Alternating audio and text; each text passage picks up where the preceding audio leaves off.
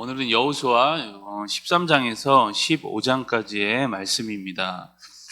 13장은 이 요단 동편 이제 땅에 대한 분배에 대해서 이야기를 하고 있습니다.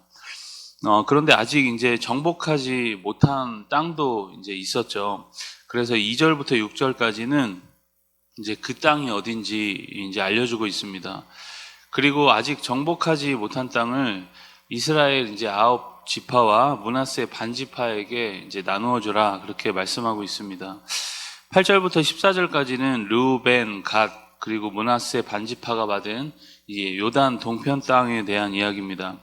이 땅은 모세가 이미 그들에게 살아있을 때 약속한 땅이었습니다. 그런데 여전히도 레위 지파에게는 그 약속된 땅이 없죠. 14절에 보면 그들의 기업은 제사 드리는 화제물이 그들의 이제 기업이었습니다. 그리고 33절에 보면 이스라엘 하나님 여호와께서 그들의 기업이다. 이제 그렇게 말씀하고 있죠.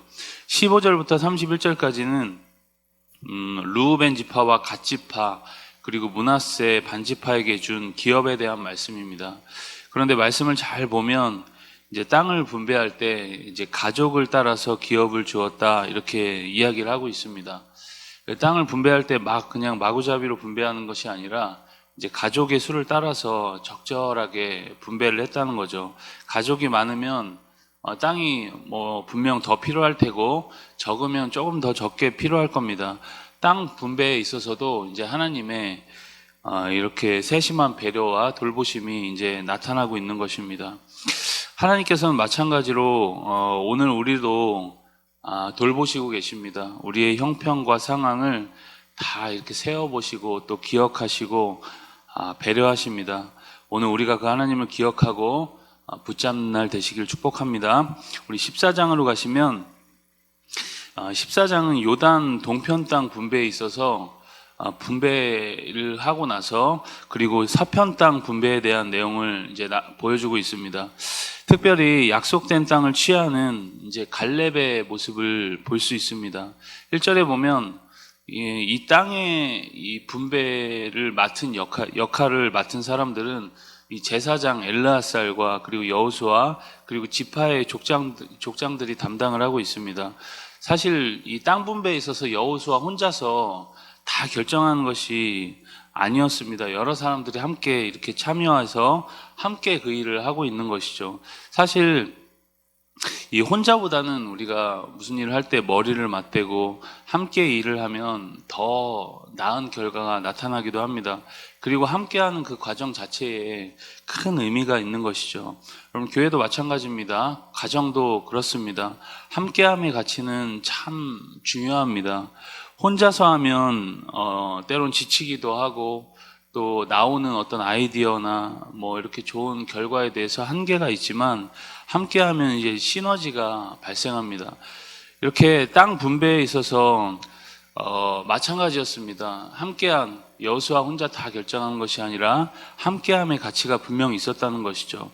그러나 하나님이 명하신 이 분명한 가이드라인, 그리고 그들이 함께했다 그래서 그들의 머리로만 했던 것이 아니라 하나님이 분명한 가이드라인을 주신 것도 있었죠. 바로 하나님이 모세에게 명하신 이제 제비 뽑기의 이제 방법이었습니다.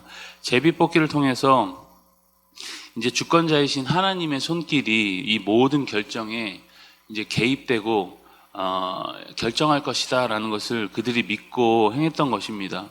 우리가 여러분 아무리 머리를 맞대고 마음을 모으려고 해도 이 불완전한 인간들이 항상 모여있기 때문에 무언가 결정을 할 때 항상 이 한계도 존재합니다. 의견 대립으로 다투기도 하고 오해와 불신으로 이 과정 속에서 이제 공동체가 얼룩지기도 합니다.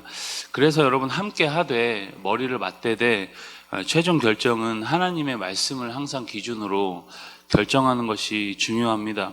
6절부터 15절까지는 이제 갈렙이 모세로부터 약속받았던 땅을 이제 요구하는 모습과 함께 그 과정에 대한 이야기를 하고 있습니다. 갈렙은 1세대로서 유일하게 여호수아와 함께 이제 가나안 땅을 밟은 사람입니다.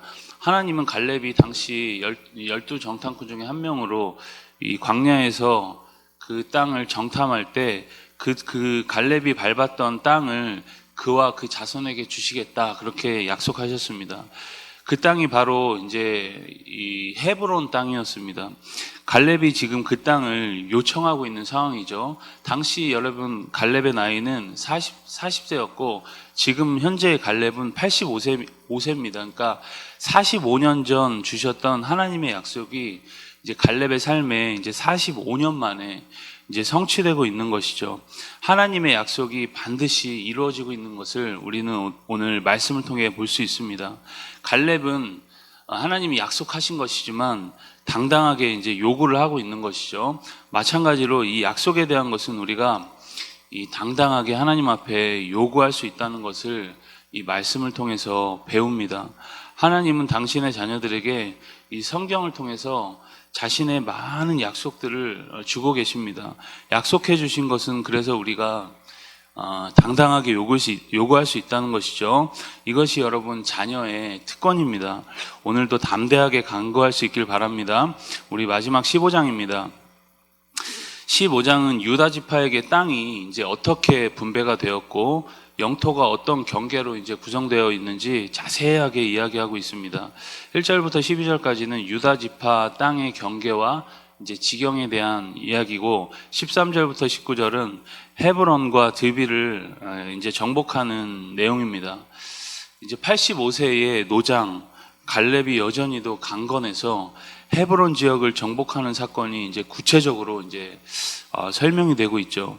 여기서 우리는 이 갈렙이 어떤 캐릭터인지 어떤 사람인지를 이제 분명하게 볼 수 있습니다. 노장이었지만 여전히 젊은 사람처럼 가장 앞에서 자신에게 맡겨진 일을 이제 초심으로 감당하고 있죠. 우리가 살면서 초심을 잃기가 참 쉽습니다. 그러나 갈렙은 그 초심을 잃지 않고 인생 말년에도 변함이 없습니다. 20절부터 60절까지는 유다 지파가 이제 가족대로 받은 성읍들에 대한 기록입니다. 그 땅은 지형의 특성상 이제 네 가지로 분류가 되고 있죠. 21절부터 32절까지는 남방 네게부 지역, 33에서 47절까지는 골짜기나 평지 지역, 그리고 48에서 60절은 산악 지역, 마지막 네 번째로 61절에서 63절은 유대의 광야 지역을 이렇게 이야기하고 있습니다.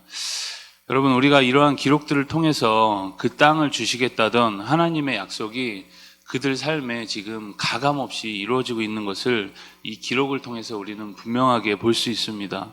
오늘 우리가 이 말씀들을 통해서 하나님의 약속이 마찬가지로 우리 삶에 분명히 이루어지고 있고 앞으로 또 이루어질 것임을 믿고 감사하는 오늘이 다 될 수 있길 주의 이름으로 간절히 소망합니다. 우리 여호수아 13장에서 15장까지의 내용을 경청합니다. 주의 말씀은 내 발의 등이요 내 길의 빛이니이다.